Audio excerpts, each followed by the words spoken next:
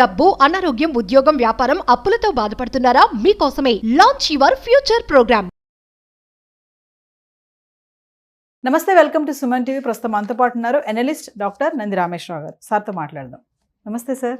నమస్తే అండి.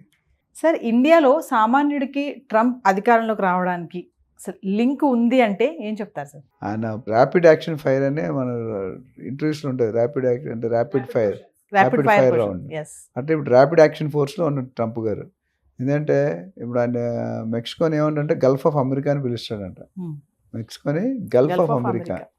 సో అలాంటి రకరకాల ఇండియాని ఇంకేం పెడతాడో తెలియదు, ఇంకా పెట్టలేదు. మన 4 సిటీలు సస్టైనబిలిటీ అని మాట్లాడుకున్నాం. అట్లా రకరకాల పేర్లు ఉన్నాయి. సో ట్రంప్ వచ్చిన తర్వాత ఎవరిని వదలట్లేదు అన్నట్టు, ఏ డిపార్ట్మెంట్ని వదలకుండా అలజడి క్రియేట్ చేస్తున్నాడు, గుండెల్లో రైలు పరిగెట్టిస్తున్నాడు అనమాట అయితే చెప్పొచ్చు. అటు ఇమిగ్రేషన్ కానీ, ఇటు డ్యూటీస్ కానీ, అటు పెట్రోల్ కానీ, అటు డీజిల్ కానీ, ఇటు గోల్డ్ కానీ, ఇటు స్టాక్ మార్కెట్ కానీ అన్నింటినీ ఒక ఊపుతున్నాడు, కుదిపేస్తున్నాడు. అది కుదేలు అవుతుందా, ఎవరికి బెనిఫిట్ అనేది we have to wait and watch.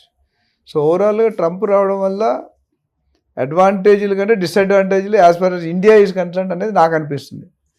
But if you're perfectly లీగల్గా ఉండి ఇల్లీగల్ అయితే అది పాజిటివే. ఎందుకంటే ఒక విధంగా ఇప్పుడు జాబ్స్ కూడా whether Indians or foreigners lottery system ఇస్తాడు. అంటే అన్ఎడ్యుకేటెడ్ గైస్, నాలెడ్జ్ లేని స్కిల్ లేని గైస్ రాలేరు.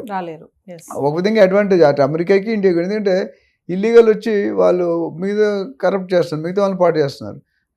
ఇల్లీగల్ వచ్చినందువల్ల లీగల్ వాళ్ళకి ఛాన్స్ దొరకట్లేదు. ఎవడైతే స్కిల్ ఉన్నాడో లాటరీలో రావట్లేదు. లాటరీ సిస్టమ్ మంచిదే. సో దీని మిక్స్డ్ ఒపీనియన్ అటు కొన్ని మంచి ఉన్నాయి, కొన్ని చెడు ఉన్నాయి. ఎస్పెషల్లీ ఇప్పుడు ఆయన ఏంటంటే ఈ ఇమిగ్రేషన్ తర్వాత నెక్స్ట్ పట్టుకునే subject oil refineries, petrol and diesel. ఎందుకంటే ఇప్పుడు చాలా వరకు బయట నుండి ఇంపోర్ట్ చేసుకుంటారు. ఇప్పుడు ఇంపోర్ట్ ఎక్స్పోర్ట్కి డ్యూటీలు మారుస్తానంటాడు ఆయన. చైనాకి 60%, ఇండియాకి 25%, మిగతా వాళ్ళకి వేస్తున్నాడు. సో దానివల్ల ఏమవుతుందంటే మనకి ఆ రెవెన్యూలో డాలర్ రేంజ్ స్ట్రాంగ్ అవుతుంది, చైనీస్ కరెన్సీ కానీ మన ఇండియన్ కరెన్సీ రూపీస్ కానీ వీక్ అవుతుంది. సో అదే added advantage to Donald Trump. So అదొకటి ఉంది. తర్వాత ఏమంటాడంటే మరి అక్కడ ప్రజలు ఏమంటారంటే మీరు ఇంపోర్ట్స్ ఇవన్నీ తగ్గించేస్తే ఆయిల్స్కి మరి మా పరిస్థితి ఏంటి అంటే ఆయన ఏమంటారు, మీరు డెవలప్ చేసుకోండి, మీకు స్కిల్ లేదా, మీకు పొటెన్షియల్ లేదా.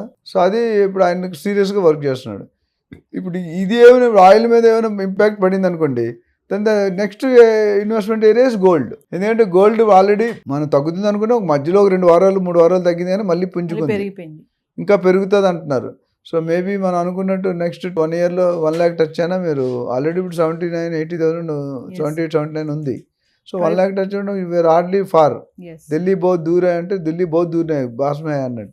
ట్రంప్ ఇంపాక్ట్ గోల్డ్ పైన బాగా కనిపిస్తుంది. పడుతుంది. ఎందుకంటే ఆయన వచ్చినప్పుడు చూసుకుంటే షేర్ మార్కెట్ మొత్తం పడిపోయింది, గోల్డ్ మార్కెట్ క్రాష్ అయింది. కానీ ఇప్పుడు ఏమవుతుందంటే ఇది ఎట్లాంటి స్టాక్ కానీ, రియల్ ఎస్టేట్ కానీ, గోల్డ్ కానీ ఇవన్నీ కూడా అంటే ఒకదాని మీద ఒకటి ఆధారపడి ఉంటుంది. ఇంగ్లీష్ ఒక ప్రాబ్లం ఉంది, one machines output is input to other machine. అంటే మీరు యాంకరింగ్ చేసిన తర్వాత మళ్ళీ ఎడిటింగ్ అయితేనే మీ అవుట్పుట్ వాళ్ళకి ఇన్పుట్, ఆ ఎడిటింగ్ వాళ్ళు రిలీజ్ చేయడానికి వాళ్ళ అవుట్పుట్ మీరు సోషల్ మీడియాకి ఇన్పుట్. అట్లా ఇక్కడ అంటే ఈ స్టాక్ కానీ, గోల్డ్ కానీ, రియల్ ఎస్టేట్ కానీ, ఆయిల్ కానీ ఇవి చాలా demandable, compulsory, usable, necessary. Daily అసలు పెట్రోల్ లేకపోతే మనం నడగలమా? పెట్రోల్ రేట్లు పెంచితేనే అవుతాం, పెట్రోల్ లేకపోతే ఇంకా మొత్తం కొలాప్స్ అయిపోతుంది.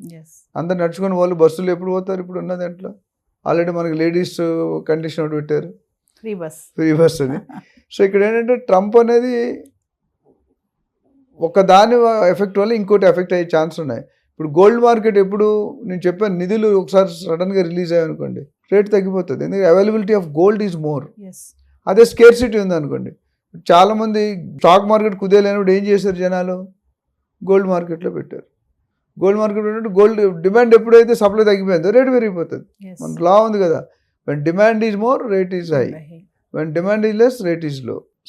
సప్లై ఈజ్ మోర్ అంటే రేట్ తగ్గిపోతుంది, సప్లై లెస్ అంటే రేట్ సప్లై చేసిన ఎక్కువ సప్లై అంటే రేట్ తగ్గుతుంది, సప్లై తక్కువ ఉంటే రేట్ ఎక్కువ అవుతుంది. అంటే డిమాండ్ వర్సెస్ సప్లై, అది లా, అది ఫిజికల్గా. అంటే సార్ అమెరికా తీసుకునే డెసిషన్స్ అంతర్జాతీయంగా ఎంతో ప్రభావం చూపుతుంది అంటారు కదా, దానికి ఏం చెప్తారు సార్? అంటే డెఫినెట్గా ఉంటుంది. ఎందుకంటే ఇవన్నీ వరల్డ్ అనేది పెద్ద బులియన్ మార్కెట్, చాలా పెద్ద మార్కెట్. స్టాక్ మార్కెట్ అనేది చాలా, ఇప్పుడు ట్రంప్ వచ్చిన తర్వాత ఫస్ట్ వారం రోజులు రిజల్ట్ డిక్లేర్ చేశాక 1 వీక్ వరకు కొలాప్స్ అవుతూనే ఉంది, తర్వాత మళ్ళీ పికప్ అయింది. గోల్డ్ అయితే కంటిన్యూగా 15 రోజులు 20 రోజులు పెరిగింది, తర్వాత మళ్ళీ కంటిన్యూ గ్రో అవుతుంది, ఇప్పుడు తగ్గట్లేదు. సో ఈ డిమాండ్ అనేది మనం అంటే ఇప్పుడు డిమాండ్ స్టాక్ మార్కెట్ బాగుంది అనుకోండి, గోల్డ్ మార్కెట్ తక్కువ ఉంటుంది. ఈ రెండు బాగుంటే ఇప్పుడు ఆయిల్ మార్కెట్ రిఫైనరీ కట్ చేసి అనుకోండి, ఎక్కడో దగ్గర పెట్టాలి కదా. ఇప్పుడు సేవింగ్స్ అనేది ప్రతి మనిషికి ఎంతో కొంత ఉంటుంది. సో గోల్డ్ మీద పెట్టాలా, స్టాక్ మీద పెట్టాలా, లేకపోతే ఇంకేదైనా రియల్ ఎస్టేట్లో పెట్టాలనేది ఇట్స్ చాయిస్. ఒకసారి రియల్ ఎస్టేట్ తగ్గుతుంది. జనరల్గా మనకున్న అనుభవంలో స్టాక్, గోల్డ్, రియల్ ఎస్టేట్లో రిస్క్ లెస్ అని చెప్పాం. నెక్స్ట్ రిస్క్ లెస్ గోల్డ్, అన్నిటికంటే మోర్ రిస్క్ అనేది స్టాక్ మార్కెట్. స్టాక్ మార్కెట్ కోట్లు పోయింది, కోట్లు వచ్చింది రాత్రి ఇట్ హెస్ గాన్ ఓవర్, అంటే అనుకునే ఎక్స్పెక్టేషన్ దాటిపోయి వెళ్ళిపోయింది. మేక్ అమెరికా గ్రేట్ అగైన్ అనే స్లోగన్ అయితే ఉంది కదా సార్. మరి ఇక్కడ కూడా బిజినెస్ రంగంలో కూడా ట్రంప్ వచ్చారు ఆల్రెడీ, వీటన్నిటి విషయంలో కూడా మార్పులు జరుగుతాయని అంటారా? డెఫినెట్గా జరుగుతాయండి. ఎందుకంటే ఇప్పుడు మనం మేక్ ఇన్ ఇండియాని మనం డెవలప్ చేసుకుంటున్నాం కదా. ప్రతిదీ ఇక్కడే బయట ఇంపోర్ట్ చేయకండి, ఎక్స్పోర్ట్ చేయకండి, ఇంపోర్ట్ చేయకండి, తీసుకురావద్దు, మన కాస్ట్ పెట్టి ఎక్కువ పెరిగి మన ఫారెన్ కరెన్సీ వెళ్ళిపోతుంది, ఇవన్నీ మన కరెన్సీ అక్కడికి వెళ్తుందని. ఇప్పుడు ఇక్కడ ఏమవుతుందంటే మీరు డెసిషన్ తీసుకోవాలనుకుంటే మేక్ ఇన్ కంటే ఆయన ప్రతిదీ అమెరికాలోనే చేయాలి, ప్రతిదీ అమెరికా వాళ్ళ దగ్గర మనం కొనుక్కోవాలి, మన వాళ్ళు ఎవరు ఉండకూడదు. అంటే నేషన్ ఫీలింగ్ అన్నమాట. ఒక కంట్రీ నేషన్, మా కంట్రీని నేను చూసుకోవాలి. అది అధిక హైయెస్ట్ పొజిషన్ ఇన్ వరల్డ్ ఏంటంటే యూఎస్ ప్రెసిడెంట్, దానికంటే పెద్ద పొజిషన్ ఎక్కడా లేదు.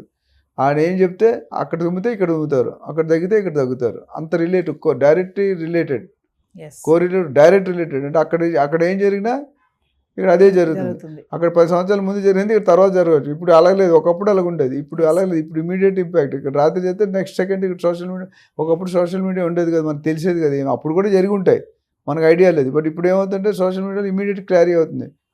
ఒక ఇష్యూ ఏదైనా నేను ఏదో కుంభమేళలో ఒక అమ్మాయి ఏదో పోస్టర్లు అమ్ముకుంటుందంట, అమ్ముకుంటుంటే ఆ మొనాలిసాని హైలైట్ చేసి ఎన్నో 11 lakhs ఎన్నో తెలియదు లక్షల్లో వ్యూస్ వచ్చాయంట. ఆ అమ్మాయి ఎవరో నిన్న ఎవ్వడికి తెలియదు. Over night she has gone to cinema heroine level దాటిపోయింది. ఒకప్పుడు హైడ్రాలో చేసిన సీఎం గారి కంటే ఏవి రంగనాథ్ గారి ఫోటో బాగా హైలైట్ అయింది, మీరు చూసిన స్టార్టింగ్లో. అట్లా ఆ అమ్మాయి ఎవరు, ఆ మొనాలిసా ఎవరు, వీ డోంట్ నో.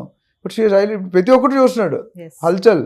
అందుకని మన ట్రంప్ గారు కూడా ఈ టిక్ టాక్ని తర్వాత వీటిని తీసేస్తానండి. టిక్ టాక్ అంటే చైనా బేసికల్గా. ఆ టిక్ టాక్ని తీసేసి మొత్తం బ్యాన్ చేస్తాను, ఆల్రెడీ డిస్కషన్ జరుగుతున్నాయి, మొత్తానికే తీసేద్దాం అనుకుంటున్నాను. ఎందుకంటే TikTok is going to spoil lot of people. అందులో వచ్చే రీల్స్ కానీ వాట్ ఎవర్ ఇట్ ఈస్. ట్రంప్కి ఫస్ట్ నుంచి చైనా పైన వ్యతిరేకత బాగానే ఉంది కదా, బాగానే ఉంది, ఇంకా కంటిన్యూ అవుతుంది కూడా. ఎందుకంటే ఒక్కసారి ఈ అమ్మాయి నాకు ఎనిమి, ఈ అబ్బాయి నాకు ఎనిమి అనుకుంటే ఆ ఎనిమిజం అంత ఈజీగా పోదు. మంచిదనం రావాలంటే టైం పడుతుంది, చెడ్డదనం అంటే ఒక సెకండ్లో. మీరు ఎవరైనా మీ ఫోటోగ్రాఫర్ని కొట్టాడు అనుకోండి, కెమెరామెన్ గట్టి కొడితే పేర్లు వచ్చేసాయి.